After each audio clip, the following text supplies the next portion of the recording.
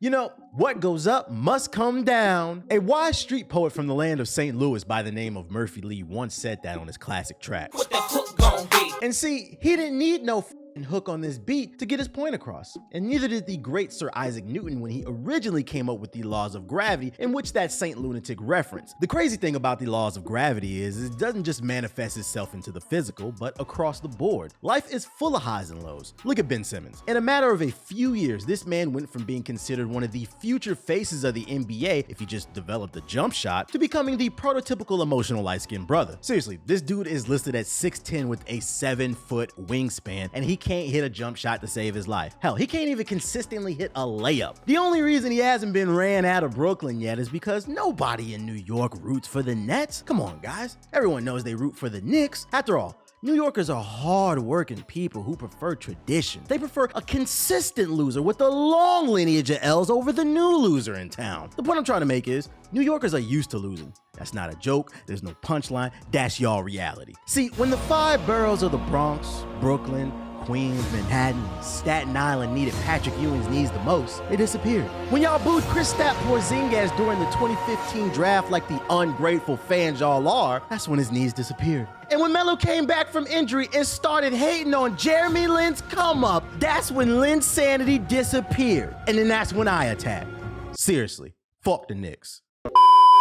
Okay, enough with the jokes. Let's get back to business. I brought up the gravity stuff because today's topic of discussion, Roddy Ricch, came into the game very hot. He had minor success with songs like Die Young, but when the box dropped, he crossed over into the mainstream. I don't know his full story, but from the outside looking in, it would seem like his path to success wasn't the longest. The thing about being shot to the top early in your career is there's no place to go but down if you can't maintain the pace. And unfortunately, when you don't have to endure much, you're not as well equipped to handle the long game. Time and maturity can teach you so much. Things like how to manage stress, utilizing your money to build a good team around you, how to handle potential PR disasters, and more. Too much too soon can also set you up for failure because you can develop an ego. You start to believe your own hype and become content with just putting out whatever, thinking fans aren't fickle.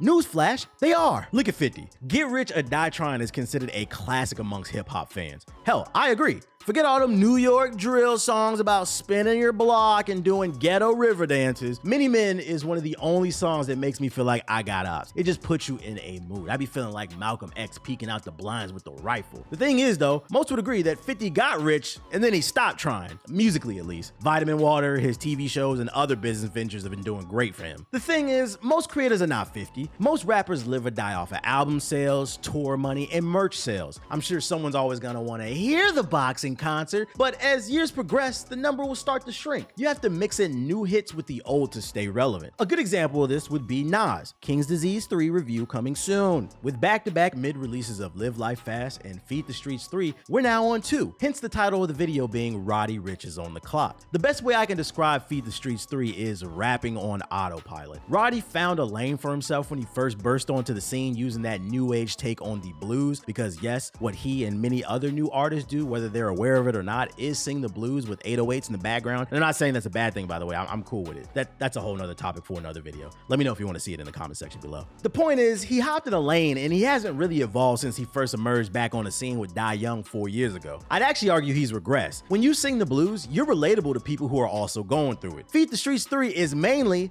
not solely, but mainly him just singing about how he's doing better than you and I. And I don't want to hear from the fanboys talking about, well, what is he supposed to talk about? He's rich now. That's not an excuse. If he wants to take the ignorant route, the content has to transform into sophisticated ignorance where, yeah, it's braggadocious, but at least he's giving us quotables to make us feel something. That's why an album like Her Loss works. It's ignorant, but it's full of quotables whether you like them or not. I did a video on that album, by the way. Link in the description box below. Roddy Ricch is just too straightforward. That's what makes Feed the Streets 3 so boring. He's a literal rapper, and it made this album literally hard to listen to. He's got to step his pen game up because, in my opinion, the worst kind of content is the kind that makes you feel nothing. There's a reason hardly anyone is talking about this album. Something that's really good or straight terrible will always spark more conversation, and you want people talking about you. It can lead to more streams and more sales. The best albums are the ones that evoke emotion. The summer Fat Joe's Lean Back dropped, the streets was going crazy, and that was back in 04. I remember it. You know why? Because it made me feel something. Hell, if you want a bad example and a more recent one, let's examine YB and Namir's Soul Train. That's hands down one of the most basura songs that I've heard in my natural Saiyan life. But he had every major hip-hop influencer with his name in their mouth for a solid month. I promise you, if Namir would have came out and said that he was just in the studio having fun, the whole song was a troll, and then he dropped a straight banger afterwards, his numbers would have went up. And why? Because he was a part of the discussion. He had eyes on him. Now, maybe that wasn't the best example, seeing as he's not capable of making good music, but he had the opportunity to do something with the notoriety, and that's the point. What an asshole! I think what Roddy could do is let us a little more in on his current trials and tribulations. Yeah, you're rich, but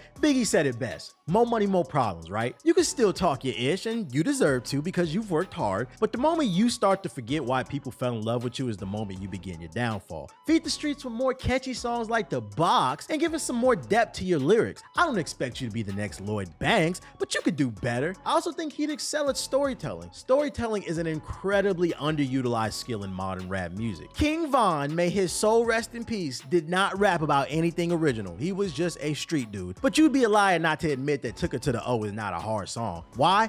He was storytelling, something I think that Roddy could lean a little bit more into since he's already taken the blues angle. You're already halfway there doing it with songs like Die Young and Every Season. Just lean a little bit more into it. By the way, I can't stress enough this is all coming from a place of love. I like this dude and I think he can do better and I want to see him do better. But with that being said, I'm tired of talking, so instead I'm gonna end this video by saying that Feed the Streets 3 is a 15-song project. Not a hard listen seeing as that it's only 38 minutes, but I wouldn't recommend listening to it all the way through. Allow me to save you some time. If you're looking to add some stuff to your playlist, the only songs in my opinion that are worth adding to your playlist are Heavier, Twin featuring Lil Durk, Aston Martin Truck, and Stop Breathing. If you notice though, those are all mostly songs he released music videos for already. I'm willing to bet a sensu bean there's a reason for that. But hey, I'm just saying.